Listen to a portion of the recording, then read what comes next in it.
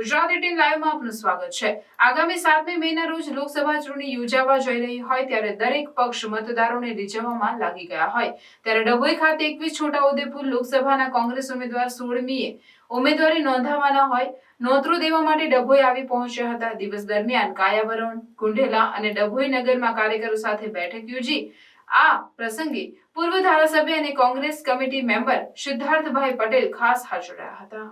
ડભોઈ તાલુકામાં લાંબા સમય બાદ કેટલાય જૂના કાર્યકર્તાના દીકરીઓ અહીં સભામાં બેઠા હશે કહી પોતાનું સંબોધન શરૂ કરતા કોંગ્રેસના 21 છોટાઉદેપુરના ઉમેદવાર સુખરામ રાઠવા કાર્યકરોને રીઝવવા માટે ડભોઈની કાયાવરોહણ જિલ્લા પંચાયત સીટ કુંઢેલા અને ડભોઈ નગરમાંથી પ્રચારના શ્રી ગણેશ કર્યા। 20 દિવસનો સમય બાકી કોંગ્રેસ પક્ષ દ્વારા કાર્યકરોને જવાબદારી સોંપવાની કાર્યવાહી હજી હવે શરૂ કરવામાં આવે છે। તેવામાં જીતના નિર્ધાર સાથે મેદાનમાં ઉતારેલા સુખરામ રાઠવા ડભોઈ કાર્યકરોને સંબોધતા જણાવ્યું હતું કે કેટલાક ચહેરા નવા લાગે છે, હું ઓળખતો નથી કોઈને, પરંતુ પૂર્વ ધારાસભ્ય સિદ્ધાર્થભાઈ પટેલ ડભોઈ વિધાનસભા સાચવી લેશે। અડવાની હોલ ખાતે યોજાયેલ સભામાં મીડિયાને સંબોધતા સિદ્ધાર્થભાઈ પટેલ દ્વારા ભાજપ પર પ્રહાર કરતા જણાવ્યું હતું કે 400 પારના દાવા કરવા, લોભામણી, લાલચ અથવા ધાકધમકીથી જુદા જુદા પક્ષના કાર્યકરોને પોતાના પક્ષમાં સામેલ કરી રહી છે। ઉમેદવાર સાથેના 2 સાથી મિત્રો કોંગ્રેસ છોડીને ભાજપમાં ગયા છે ત્યારે નવી શરૂઆત કરવાની હશે તો પણ કોંગ્રેસ કટિબદ્ધ છે। કાર્યકરોને સુખરામભાઈ રાઠવાને જીત આપવા અપીલ કરી હતી। આ પ્રસંગે કોંગ્રેસ અને આપના ઇન્ડિયા ગઠબંધનના કાર્યકરો હાજર રહ્યા હતા। કોંગ્રેસ પાર્ટી અને આમ આદમી પાર્ટી ઇન્ડિયા ગઠબંધનના કાર્યક્રમ થાય છે। અમે બાકીની 6 વિધાનસભામાં દરેક જગ્યાએ ફર્યા। ગ્રામીણ વિસ્તાર છે અને દેશની વર્તમાન સ્થિતિમાં જે ગઠબંધન થયું છે, ઇન્ડિયા ગઠબંધન, દેશમાં 29 જેટલી પાર્ટીઓ ભેગી થઈને એક ગઠબંધન થયું છે। તમે ગામડામાં જઈએ, લોકો પૂછે કે આ 22માં તો અલગ અલગ લડતા હતા, આ ભેગા કેમ થયા? લોકોનો સવાલ ખૂબ સાહજિક હોય છે। ત્યારે વાત કરવી પડે છે કે આજે દેશમાં આપણા અધિકારો, આપણા સંવિધાન ઉપર જોખમ છે। કોઈ બોલે તો તેની શું હાલત થાય તે અરવિંદ કેજરીવાલ ને જેલમાં પૂર્યા, ઝારખંડના મુખ્યમંત્રી હેમંત સોરેનને જેલમાં પૂર્યા, એના પરથી ખ્યાલ આવી જાય છે। એટલે કહીએ કે આ ખાસ પ્રકારની સ્થિતિ ઊભી થઈ। જેમ એક મોટો પરિવાર હોય, 10-15 લોકોનો પરિવાર હોય અને એ પરિવારમાં થોડા આંતરિક નાના મોટા મતભેદ રહે, પણ જ્યારે પરિવારમાંથી એક વ્યક્તિ બીમાર થાય, એ પથારીવશ હોય, તો કુટુંબના દરેક સભ્ય એના નાના મોટા મતભેદો છોડી દે અને બધાનો ધ્યાન જાય કે આપણો એક સભ્ય બીમાર છે, એને કેવી રીતના સારો કરીએ।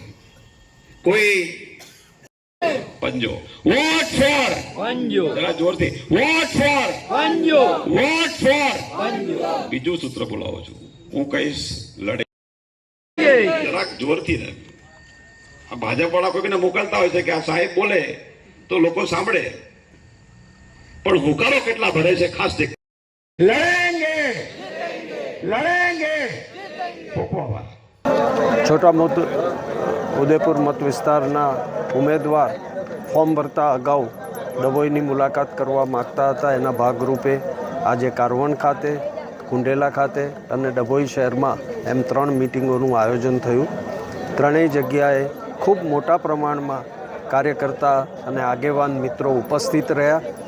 ચૂંટણી માટેની વ્યૂહરચનાની ચર્ચા થઈ છે, આગામી દિવસોમાં કામગીરીની વહેંચણીની ચર્ચા થઈ છે અને જે પ્રતિભાવ સૌ કાર્યકર્તાઓનો મળ્યો છે એ જોતાં સ્પષ્ટ દેખાય છે કે કાર્યકર્તા પૂરી તાકાતથી ચૂંટણી લડવા માટે કટિબદ્ધ છે અને આવનારા દિવસોમાં ખૂબ સરસ રીતે ચૂંટણીની કામગીરી થાય અને લોકોનો સાથ અને સહકાર વ્યાપક પ્રમાણમાં પ્રાપ્ત થાય એ દિશામાં કોંગ્રેસના કાર્યકર્તાઓ મહેનત કરશે।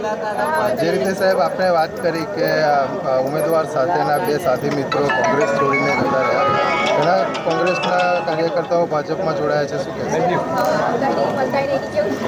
ભાજપને પોતે 400 બેઠકો જીતવાના છે, દરેક બેઠક 5 લાખ મતથી વધારે મતોથી જીતવાના છે, આવા એમના દાવા છે. મને એ સમજ નથી પડતી કે ક્યાં એમનામાં કચાશ છે કે જેથી એમને બીજા પક્ષોમાંથી લોક ધાપધમકી આપી અને બીજા પક્ષના લોકોને પોતાના પક્ષમાં સામેલ કરવા પડે છે. એવી પરિસ્થિતિ કેમ ઊભી થઈ છે એ સ્પષ્ટ રીતે બતાવે છે કે ક્યાંક ને ક્યાંક ભાજપ વીક વિકેટ ઉપર છે અને પોતાની સ્થિતિને મજબૂત કરવાનો એક છેલ્લી કક્ષાનો પ્રયત્ન કરી રહી છે. એ બહુ સ્પષ્ટ રીતે દેખાય છે. ક્ષત્રિય સમાજના જે અત્યારે વિરોધ ચાલી રહ્યો છે, શું અસર પડશે અને આપને કેટલો ફાયદો થશે? આમાં ફાયદો કે ગેરફાયદાનો પ્રશ્ન નથી, પરંતુ સત્તાના મદમાં આવી ગયેલા કેટલાક આગેવાનો કોઈ સમાજ માટે નિમ્ન કક્ષાની વાત કરે એ કોઈ હિસાબે ચલાવી લઈ શકાય નહીં અને એ યોગ્ય લોકશાહી પ્રણાલીનો ભાગ પણ નથી. પણ એમ છતાં વારંવાર આવા બનાવો બનતા હોય છે, અત્યંત દુઃખજનક છે અને આવા આગેવાનોને આમ કરતાં રોકવાની જવાબદારી એ ભારતીય જનતા પક્ષની છે.